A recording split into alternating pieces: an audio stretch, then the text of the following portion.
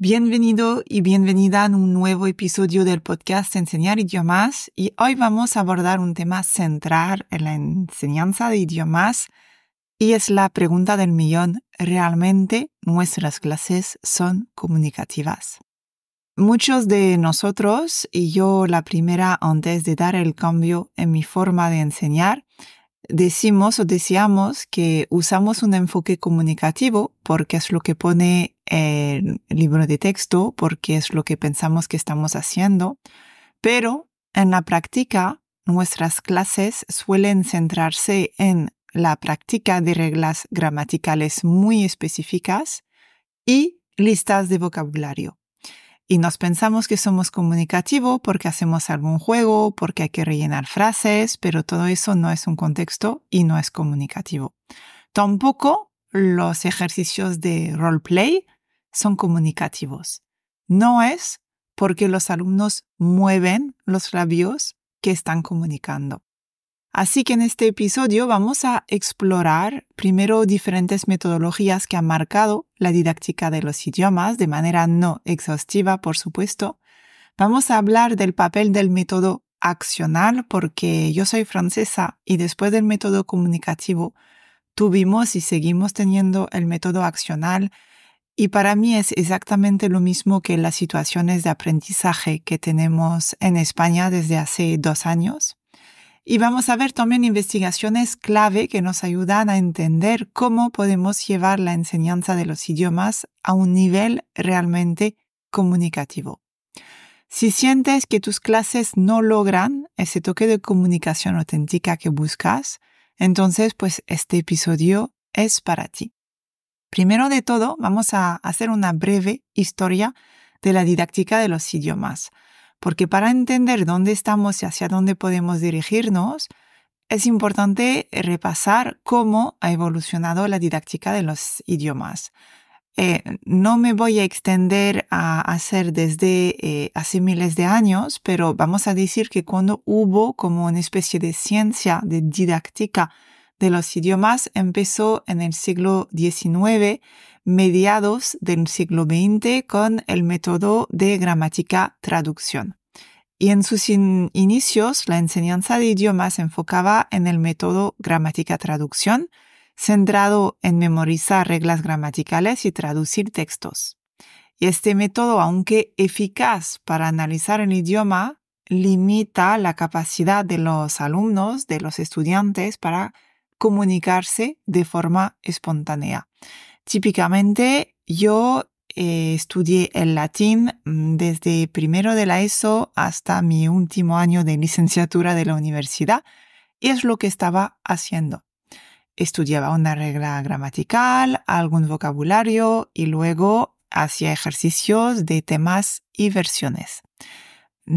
Obviamente no soy capaz de hablar latín, aunque yo luego he asistido a clases con un enfoque hacia la adquisición de idiomas donde se puede hablar, y estaba totalmente sorprendida. Luego tenemos el método audiolingual en la década de los años 1960, que está ligada con la teoría conductista, y surgió ese método basado en la repetición de patrones y estructuras para formar hábitos lingüísticos. Aunque ese método aumentó el tiempo de práctica oral, y en vez de hacer cosas por escrito, pues había muchísimo más parte oral, pues ese enfoque era mecánico y limitaba la creatividad en el uso del idioma y sobre todo en la espontaneidad y la capacidad de luego movilizar esas estructuras en otros contextos. Luego tuvimos el famoso enfoque comunicativo en la década de los 80, y se centró simplemente en usar el idioma en situaciones reales. Está inspirado en investigaciones de Michael Halliday, que estudió cómo el lenguaje se usa en contextos sociales, y este enfoque buscaba desarrollar la competencia comunicativa. Aunque, por supuesto, supuso un gran avance, es lo que nos pasa muchas veces, todo muy bonito en el papel, pero bastante complicado luego en la práctica, en la realidad. Y muchas veces podemos ver que se aplica de forma muy superficial, manteniendo elementos tradicionales y limitando la comunicación auténtica. Es muy complicado pasar de un enfoque a otro, de una metodología a otra, sobre todo cuando a veces los profesores estamos obligados y no lo hacemos porque creemos que es lo que realmente necesitan nuestros alumnos. Y yo te voy a decir, la primera persona en mis 7 primeros años como profesora, yo pensaba que la gramática era esencial y fui de esas profes que no recordaban el vocabulario. Pues venga, al principio de cada clase hacemos un pequeño test y se tenía que memorizar vocabulario. ¿Mejoró los resultados? No. ¿Aumentó el filtro afectivo? Sí. Por eso os digo, yo pasé por esa fase, esas creencias, esas representaciones que se construyeron de mi propia experiencia como alumna, pero también luego de lo que veía a mi alrededor. Y yo pensaba que lo estaba haciendo súper bien porque me pasaba muchísimo tiempo preparando PowerPoint, porque empecé a enseñar en 2005. Lo must era PowerPoint, no existía nada más, ni Canva, ni Genially, ni Prezi, bueno, nada más.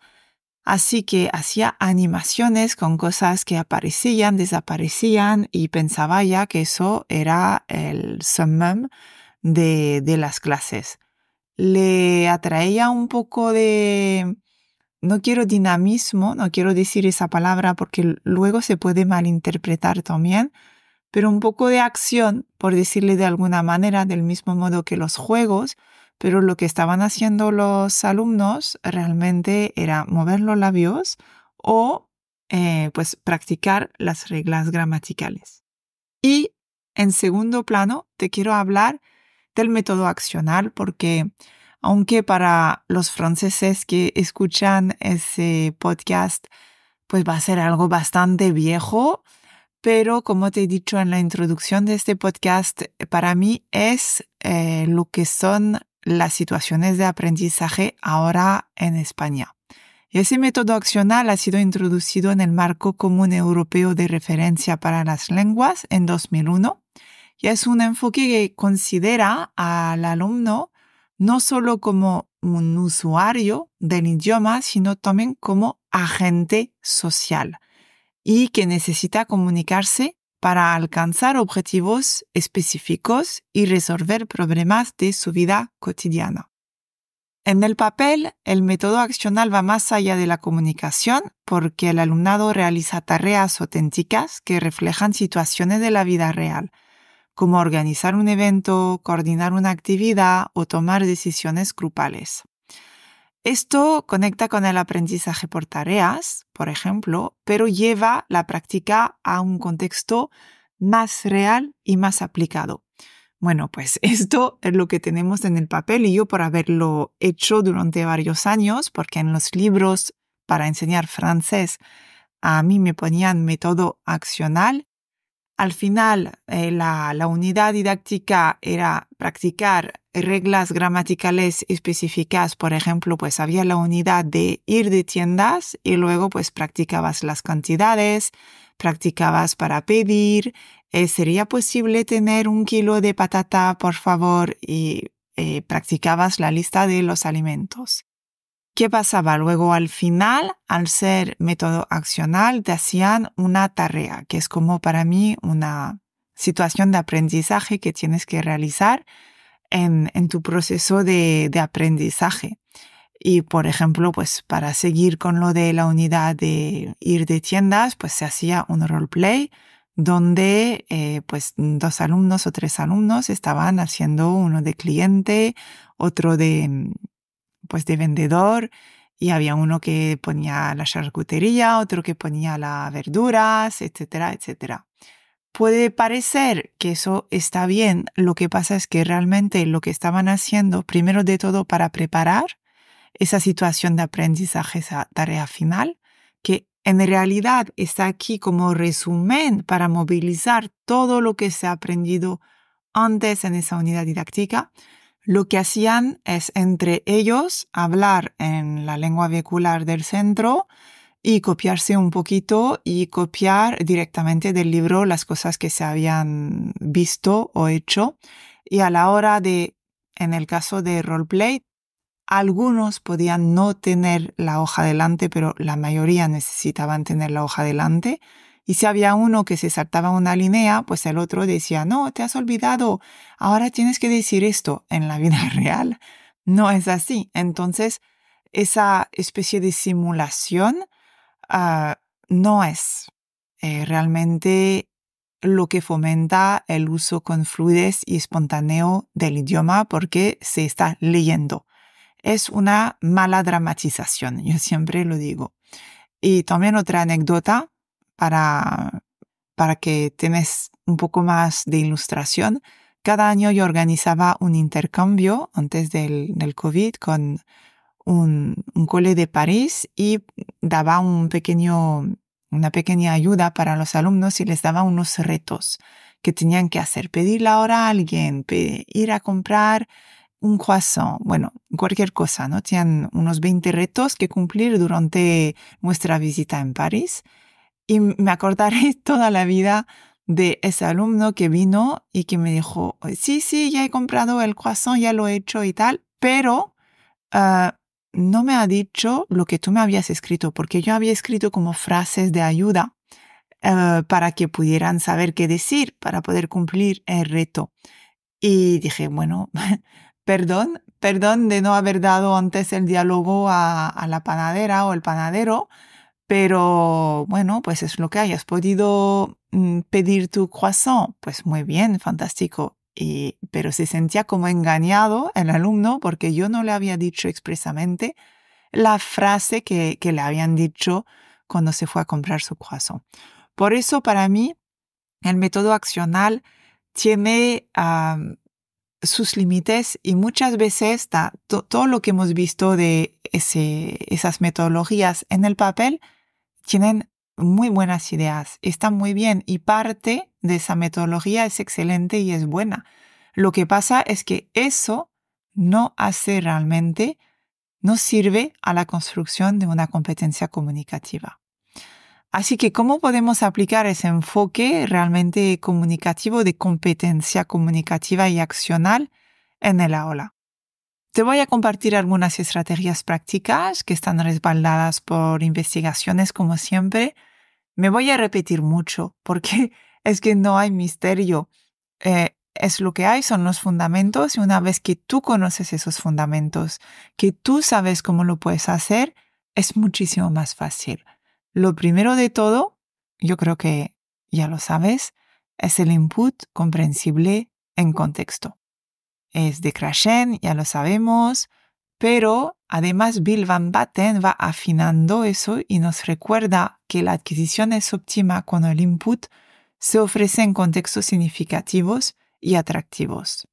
Esto significa que debemos presentar el idioma en situaciones reales o historias porque permiten representarse la situación que interesen al alumnado.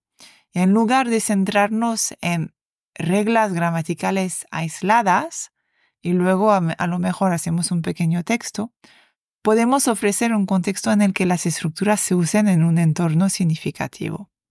Y eso no es un one shot, hago un texto, hago una historia con el presente y después ya está, le doy el tic, está hecho y puedo pasar a la siguiente regla gramatical. No. Funciona de la forma en la que durante meses y meses y durante todos los años vamos a seguir utilizando el presente. ¿Por qué lo necesitamos? Porque necesitamos las repeticiones para recordarnos y mantener activo. Pero también porque si no nos olvidamos.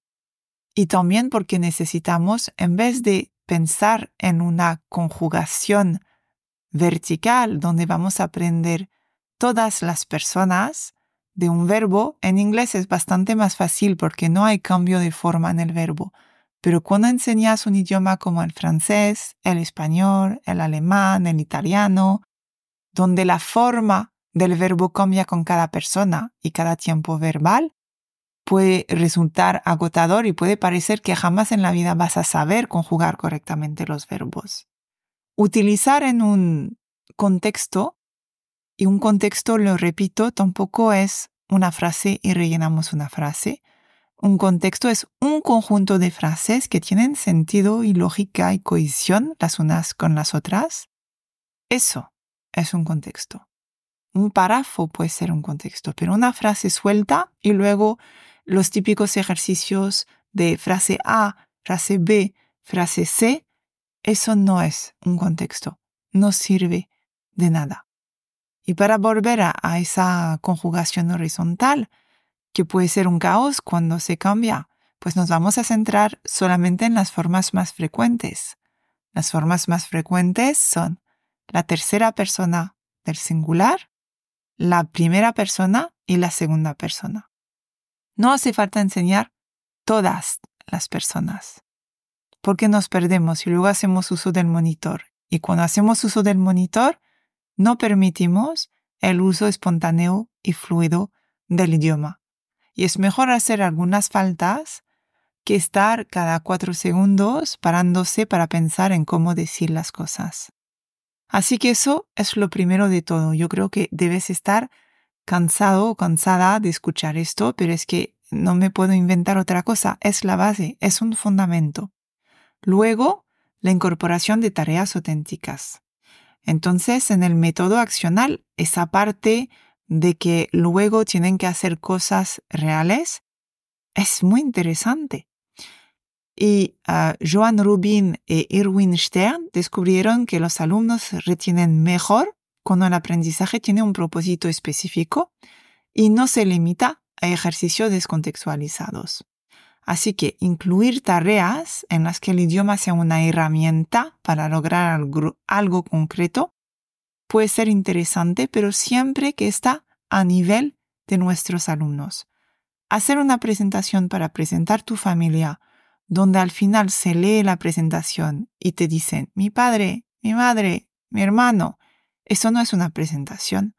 Y muchas veces queremos hacer ese tipo de cosas, pero no están listos. No están listos para ese tipo de proyectos porque no tienen suficiente capital lingüístico. Y es ahí donde peca para mí ese método accional y ese uso de tareas auténticas. Una tarea auténtica puede ser, pues, leer un texto y entenderlo. Así de simple. A veces buscamos siempre las cosas que son más wow, con efecto purpurina, pero una situación de aprendizaje no tiene por obligación ser algo muy vistoso y que va a coger mucho tiempo. Tiene que ser algo real que va a estar utilizando el idioma, porque mientras están haciendo su presentación, gastamos un tiempo de clase y ¿qué idioma van a hablar? Van a estar contándose su vida con el de al lado y preparan su presentación. Y luego te dicen 4 palabras, o leen directamente lo que está en el papel, o hacen un copiar y pegar de Google. Eso no es lo que queremos. Esas tareas auténticas, sobre todo cuando estamos en niveles principiantes, nosotros tenemos que estar aquí para modelando muchísimo. Una tarea auténtica puede ser decir su opinión sobre un personaje de una historia que hemos leído. Hay muchísimas formas de hacerlo. Luego, para poder aplicar ese enfoque comunicativo y accional en el aula, vamos con repeticiones espaciadas y recuperación activa. Investigaciones en neurociencia como las de Robert Bjork muestran que la repetición espaciada y la recuperación activa son fundamentales para la retención a largo plazo. Así que en vez de repasar todo en una sesión, la repetición espaciada implica regresar a esos conceptos en intervalos, lo cual refuerza las conexiones neuronales. Y la recuperación activa fomenta que el alumnado recuerde y use el idioma en distintos momentos y contextos, afianzando su aprendizaje. Típicamente en una programación, en vez de tener una unidad donde ves los alimentos, una unidad donde ves la familia, una unidad donde ves las profesiones, das solamente 2-3 cosas de la familia. En la próxima unidad vuelves a esto, a comentarlo, a decirlo, preguntando, pero añades un poco más de vocabulario de la familia. Y añades, y eso hace que vas a tener una programación en espiral, o a mí como me gusta también decir, en arborescencia. Los troncos serían los verbos, porque necesitamos verbos para ampliar nuestro vocabulario. Eso también nos dicen las investigaciones. Y luego vamos afinando. En la rama de la familia empezamos con 2-3 hojas y luego vamos añadiendo más hojas. Hojas siendo palabras. En tus clases, ¿en qué forma tú das input comprensible en contexto? Explicando la gramática, haciendo los ejercicios, sí. Es comprensible, pero no está contextualizado. Hacer una frase, rellenar una frase tampoco es contextualizar. Las tareas que están haciendo, ¿qué es? Completar ejercicios para practicar esas reglas gramaticales, o son tareas que son auténticas, que sirven. Dentro de la clase, nuestro contexto auténtico es el de la clase y nos puede ofrecer muchas formas de uso auténtico del idioma.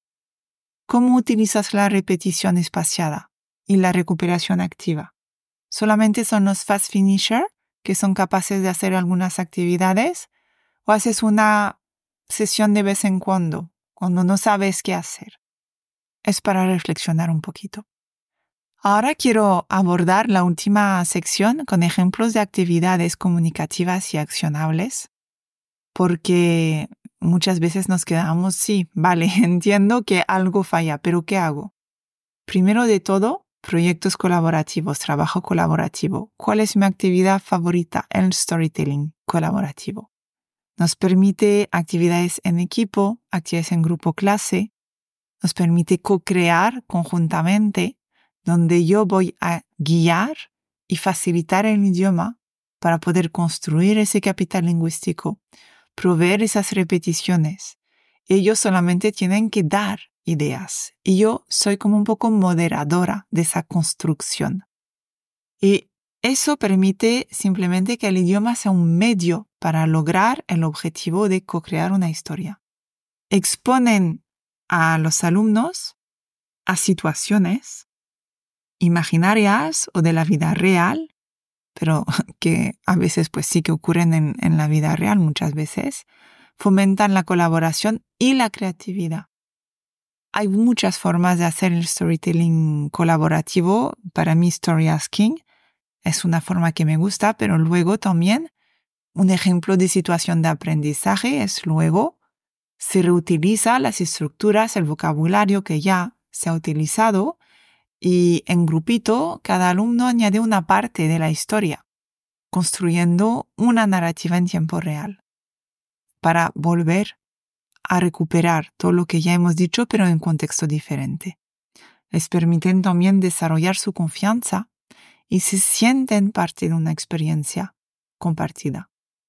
Para seguir un poco en eso del storytelling colaborativo, porque luego da lugar un poco a toda la fantasía que queremos darles en las actividades. Podemos hacer algún proyecto colaborativo en equipo donde se tiene que crear, no sé, un itinerario turístico para el personaje que se va de diferentes lugares para resolver su problema. O realizar un video informativo como si fueran las noticias para contar lo que ha pasado.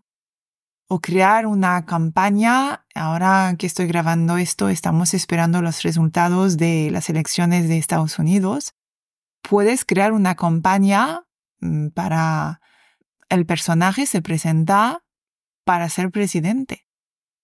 Pero siempre tienes que elegir esas tareas y esos proyectos en función del capital lingüístico real que tiene tu alumnado, para que no se convierta en una actividad de, bueno, pues voy copiando de algún lugar y luego me pongo a contar mi vida al lado con mi compañero. Mientras, para niveles más avanzados, intermedios, los debates y las tomas de decisiones también pueden ser bastante diferentes, interesantes. Con el nivel principiantes puedes hacer un pequeño debate donde se hace votaciones sobre lo que harían cada alumno. Y son una gran oportunidad esos debates de practicar el idioma, pero también para cuando hay ese capital lingüístico de desarrollar habilidades de negociación y resolución de problemas. O simplemente cuando estamos con niveles principiantes de expresar opiniones, sin pedir justificación. Luego, cuando se puede, pedimos la justificación. Y luego, pues, algunas actividades más comunicativas es simplemente cuando no necesariamente estén hablando. A veces parece que tienen que hablar. Hay otras formas de comunicar. Puedes comunicar por escrito.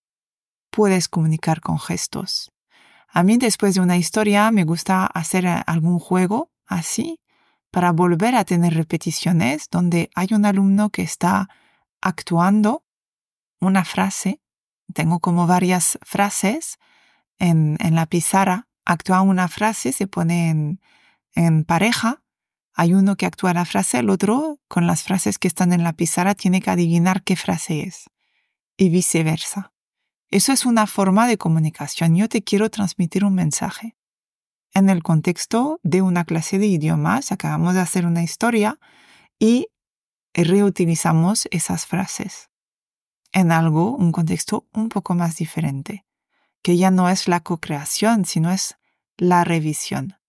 Además, permite verificar la comprensión, porque si una persona de forma muy obviamente ponía Pablo anda por la calle y te dice Pablo va en bici por la calle, pues ya entiendes que ese alumno no ha entendido lo que significa ir en bici, si te lo asocia a andar, por ejemplo. Todo eso es lo que yo enseño en mis formaciones, cualquier de mis cursos de formación online que puedes hacer a tu ritmo cuando quieres, doy todas esas actividades, pero también estrategias para la interacción en clase, porque para mí eso es algo absolutamente crucial para ir resumiendo un poquito. Da igual que sea un enfoque centrado en reglas y listas de vocabulario o una enseñanza verdaderamente comunicativa y accional, nada es perfecto, nada tiene razón al 100%, pero lo que para mí puede transformar tus clases es la interacción, gestionar las interacciones y hacer actividades que sirven a la construcción de esa competencia comunicativa. Las investigaciones nos muestran que el aprendizaje se vuelve más profundo cuando el alumnado es un agente activo. Por eso me gusta tanto el story asking, porque hay un propósito real y reciben input en contextos significativos y luego ellos pueden empezar a hacer output también. Así que te invito a probar algunas de esas cosas en tu clase, al menos a reflexionar. ¿Esa actividad es realmente comunicativa?